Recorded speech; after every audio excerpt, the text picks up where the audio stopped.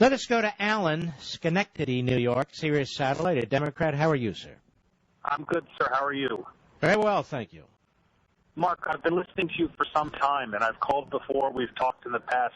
You make so much sense, and I really believe in what you say about the bloat of our government and about the deficit and how we absolutely must do something to control this erratic and outrageous spending in Washington. Here's my question.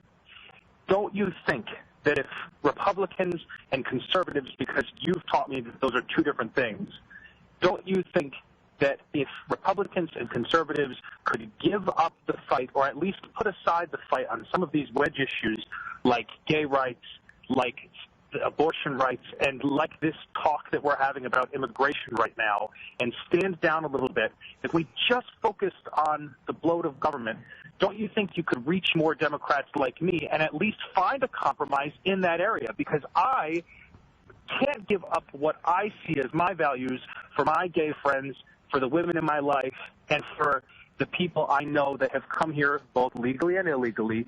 But I do know that our government must reform its finances for this country to stay great. This is a very fair question and a great question, and I'm glad you raised it, Alan. The world doesn't work this way, Alan. The world doesn't work. Let's just focus on this issue and only this issue. For instance, the gun control issue. Republicans didn't bring that up. Barack Obama brought it up. That's his wedge issue. The issue of illegal aliens. Obama's been using this as a wedge issue since well before his campaign geared up, and continues to use it as a wedge issue. The issue of same-sex marriage. Once again, conservatives respond to that. You know, conservatives aren't going to court litigating for that. They're responding to it. So I would say to you this. That's never going to happen. Left, right, in between, because people don't think that way. People don't work that way. They don't say, you know what, I'm going to put my religious beliefs or the opposite. I'm an atheist. I'm going to put my beliefs aside, and I'm just going to focus on the budget. What I was talking about earlier, Alan, was the problem of Washington. Washington drags us into these issues, and Washington should be focusing on what Washington has created. And Washington has created an absolute certainty of a financial collapse in this country, which will make the illegal immigration issue, the gun control issue, the same-sex marriage issue fall to issue number 500. Because once the civil society collapses, there's nothing to hold it together. Nothing. So all these other issues become irrelevant. Go ahead.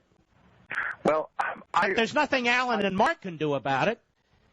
I guess not. And I think part of the problem is we can't focus on any one thing and get anything done. And part of the reason, as I've learned from listening to you, is our media. Our media. We get dragged from issue to issue, truly defining us as this term wedge issue. It's almost as if the media is there to drag us apart.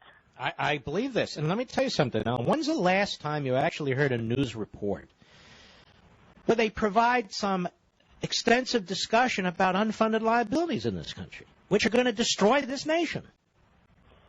This is true. Never. You won't hear it at the top of the hour. You won't see it on NBC Nightly News. You're not going to see it anywhere. They don't talk about it. Reform efforts, whenever Social Security or Medicare come up from a reform perspective, they always talk about the politics of it, not the reality of it, that it has to occur or it's going to collapse anyway. It's always the politics of it. And the truth is, the person who really drives media coverage is the president. It's not a member of Congress. It's not Congress as a body. It's the president of the United States. And Obama knows it, and Obama uses it. So when we get into what you call these wedge issues, these are Obama issues. And I should point out, you talk about same-sex marriage. A year from today, Barack Obama didn't say a damn thing about same-sex marriage. As he got closer to the election, all of a sudden, he was for it. When it comes to free contraceptives, Obama didn't do anything or say anything about that for 3.5 years. No. Then he decided, I need this wedge issue. I want to get single women. That's how he played it. And then he does that. This immigration issue, Obama didn't do anything. So all of a sudden, before the election, what does he do? Backdoor Dream Act and all these other things.